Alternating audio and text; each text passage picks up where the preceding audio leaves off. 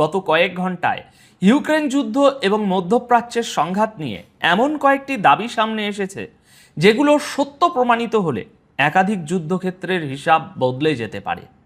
Ukraine দাবি করেছে Caspian সাগরে রাশিয়ার একটি যুদ্ধজাহাজ এবং এমন কয়েকটি জাহাজে আঘাত করা হয়েছে যেগুলো রাশিয়া ও ইরানের মধ্যে সামরিক সরঞ্জাম এবং অস্ত্র পরিবহনে ব্যবহার হচ্ছিল। অন্যদিকে ইয়েমেন থেকে সৌদি আরবের দিকে নতুন করে মিসাইল ও ড্রোন হামলার খবর এসেছে, আর তার জবাবে মারিফ ও আল জাউফে হুতিদের অবস্থানে ভারী বিমান হামলা চালিয়েছে সৌদি আরব। এর মধ্যেই আরও একটি বড় দাবি সামনে এসেছে। বলা হচ্ছে ইরানের সঙ্গে বাড়তে থাকা উত্তেজনার কারণে বাহরাইন ও কুয়েত সিরিয়ার কাছে সামরিক সহায়তা চেয়েছে, আর ইরানও যুক্তরাষ্ট্রকে সরাসরি সতর্ক করে বলেছে আমেরিকান সামরিক ঘাঁটিতে পাল্টা হামলা চলতেই থাকবে। এখন প্রশ্ন হচ্ছে, এই ঘটনাগুলো কি আলাদা আলাদা যুদ্ধক্ষেত্রের বিচ্ছিন্ন খবর, নাকি রাশিয়া, ইরান, ইউক্রেন, সৌদি আরব এবং উপসাগরীয় দেশগুলোকে ঘিরে একটি বড় আঞ্চলিক সংঘাতের চিত্র তৈরি হচ্ছে? আজকের এই ভিডিওতে এই পুরো হিসেবটি সহজভাবে বোঝার চেষ্টা করব। তাই প্রথমেই আসা যাক ইউক্রেনের দাবিতে। ইউক্রেনের প্রেসিডেন্ট জেলেনস্কি একটি ভিডিও প্রকাশ করে বলেছেন, ইউক্রেনের দূরপাল্লার হামলায় ক্যাস্পিয়ান সাগরের ভিতরে রাশিয়ার একটি যুদ্ধ জাহাজ এবং আরও কয়েকটি জাহাজকে লক্ষ্যবস্তু করা হয়েছে। দর্শক বন্ধুরা, জেলেনস্কির বক্তব্য অনুযায়ী এসব জাহাজ রাশিয়া ও ইরানের মধ্যে সামরিক সরঞ্জাম এবং অস্ত্র সরবরাহে ব্যবহার করা হচ্ছিল। তিনি এই অভিযানকে ইউক্রেনের সবচেয়ে সফল দূরপাল্লার অপারেশনগুলোর একটি বলে বর্ণনা করেছেন। তার দাবি, এই হামলায় শুধু রাশিয়ার নয়, ইরানের সামরিক সাপ্লাই চেনেরও বড় ক্ষতি হয়েছে। তবে এখানে একটা বিষয় খুব পরিষ্কারভাবে আমাদের একটু মনে রাখতে হবে, বুঝতে হবে, কারণ জেলেনস্কি অভিযানের বিস্তারিত তথ্য প্রকাশ করেননি। কোন জাহাজে কী ধরনের সামরিক সরঞ্জাম ছিল, কতগুলো লক্ষ্যবস্তুতে আঘাত লেগেছে কিংবা ক্ষতির পরিমাণ কত, এসব বিষয়ে নির্দিষ্ট তথ্য দেওয়া হয়নি।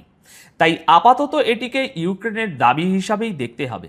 কিন্তু দাবিটি সত্য প্রমাণিত হলে এর গুরুত্ব তখন অনেক বড়, কারণ তখন বিষয়টি শুধু রাশিয়ার একটি যুদ্ধজাহাজে আঘাতের মধ্যে সীমাবদ্ধ থাকবে না।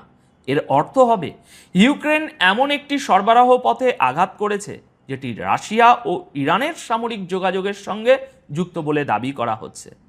এই ঘটনা, এর হিসেব এবং এর সম্ভাব্য পরিণতি, এই তিনটে একসঙ্গে দেখুন। ঘটনা হলো ক্যাস্পিয়ান সাগরে ইউক্রেনের হামলার দাবি। হিসেব হলো রাশিয়ার সামরিক সম্পদের পাশাপাশি ইরানের জন্য অস্ত্র ও সামরিক সরঞ্জাম পরিবহনের পথকে চাপে ফেলা। আর এর সম্ভাব্য পরিণতি হলো রাশিয়া ও ইরানের মধ্যে সামরিক সরবরাহ সত্যি এই পথে চললে ভবিষ্যতে সেই ব্যবস্থার নিরাপত্তা নিয়ে নতুন প্রশ্ন তৈরি হওয়া। এই একটি তথ্য ইউক্রেন যুদ্ধের পরিধিকেও নতুনভাবে দেখাচ্ছে, কারণ ইউক্রেনের দাবি অনুযায়ী হামলার লক্ষ্য শুধু সরাসরি যুদ্ধক্ষেত্রে থাকা রুশ বাহিনী নয়, যুদ্ধের সঙ্গে যুক্ত বৃহত্তর সামরিক নেটওয়ার্কও। এবার আসা যাক সৌদি আরব ও ইয়েমেনের পরিস্থিতিতে। গতকাল 25শে জুলাই সন্ধ্যায় সৌদি আরব আবারও ইয়েমেনের হুতিদের অবস্থানে ভারী বিমান হামলা চালিয়েছে। প্রতিবেদন অনুযায়ী রয়্যাল সৌদি এয়ারফোর্স মারিব এবং আল জাউফ এলাকায় হুতিদের সামরিক অবস্থান, মিসাইল লঞ্চার এবং অস্ত্র ডিপো লক্ষ্য করে হামলা চালায়। দাবি করা হচ্ছে এই হামলার উদ্দেশ্য ছিল হুতিদের পাল্টা আঘাত করার সক্ষমতা দুর্বল করা। তবে হুতিদের পক্ষ থেকে ক্ষয়ক্ষতির কোনো বিস্তারিত তথ্য প্রকাশ করা হয়নি। কিন্তু এই হামলার সময়টি অত্যন্ত গুরুত্বপূর্ণ, কারণ এর আগের 2 দিন ধরে হুতিরা সৌদি আরবের ভিতরে মিসাইল ও ড্রোন দিয়ে পাল্টা হামলা চালিয়েছে বলে দাবি করা হয়েছে। অর্থাৎ একদিকে ইয়েমেন থেকে মিসাইল ও ড্রোন হামলা, অন্যদিকে সৌদি আরবের বিমান হামলা। এটি একটি চলমান আঘাত এবং পাল্টা আঘাতের চক্র। আর এই ধরনের চক্র যত দীর্ঘ হয়, সংঘাত নিয়ন্ত্রণের সুযোগ তত কমে আসে। একটি পক্ষ অন্য পক্ষের সক্ষমতা কমাতে চায়, কিন্তু প্রতিটি নতুন হামলা আবার নতুন পাল্টা হামলার কারণ তৈরি করে দেয়। তবে এই জায়গায় একটি সম্ভাব্য কূটনৈতিক দিকও সামনে এসেছে। প্রতিবেদনে বলা হয়েছে হুতি পক্ষ এবং সৌদি প্রতিনিধি দলের মধ্যে একটি আরব দেশে বৈঠক হতে চলেছে, এমন একটি প্রাথমিক তথ্য পাওয়া গেছে। তবে এ বিষয়ে আরও নিশ্চিত তথ্য পাওয়া যায়নি, তাই এটাকে নিশ্চিত আলোচনা বলা যাচ্ছে না। কিন্তু এমন যোগাযোগ সত্যি হয়ে থাকলে একই সময়ে দুটি বিপরীত প্রক্রিয়া চলবে। একদিকে যুদ্ধক্ষেত্রে হামলা বাড়ছে, অন্যদিকে সম্ভাব্যভাবে আলোচনার দরজাও পুরোপুরি বন্ধ হয়নি। কিন্তু পরিস্থিতি আরও জটিল হয়েছে সৌদি আরবের আকাশ প্রতিরক্ষায় বিদেশি বাহিনীর সরাসরি ভূমিকার কারণে। প্রতিবেদন অনুযায়ী সৌদি আরবে মোতায়েন থাকা গ্রিসের patriot air defence system Yemen থেকে ছোড়া দুটি ব্যালিস্টিক মিসাইল আকাশেই ধ্বংস করেছে। এখানে দাবি করা হচ্ছে মিসাইল দুটির লক্ষ্য ছিল ইয়ানবুতে অবস্থিত সৌদি আরামকোর তেল স্থাপনা।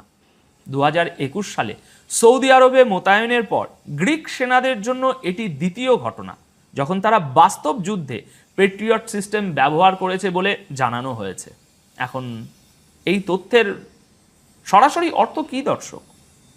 সৌদি আরবের প্রতিরক্ষা এখন শুধু তার নিজস্ব সামরিক বাহিনীর উপর নির্ভর করছে না, বিদেশি সেনারাও হুতিদের মিসাইল হামলা ঠেকাতে সরাসরি অংশ নিচ্ছে। এতে সংঘাতের চরিত্র আরও বিস্তৃত হয়, কারণ হামলা হচ্ছে সৌদি ভূখণ্ডে, লক্ষ্যবস্তু সৌদি স্থাপনা, কিন্তু প্রতিরোধে অংশ নিচ্ছে অন্য একটি দেশের সেনা ও এয়ার ডিফেন্স ব্যবস্থা। এখান থেকেই বোঝা যায় একটি মিসাইল হামলার প্রভাব কত দ্রুত দ্বিপাক্ষীয় সংঘাতের বাইরে চলে যেতে পারে। এবার আসা যাক গতকাল 25শে জুলাই রাতে সামাজিক মাধ্যমে ছড়িয়ে পড়া একটি বড় দাবি করা হয়েছে ইরানের হামলা এবং বাড়তে থাকা হুমকির মধ্যে বাহরাইন ও কুয়েত সিরিয়ার সরকারের সঙ্গে যোগাযোগ করেছে। কেন করেছে?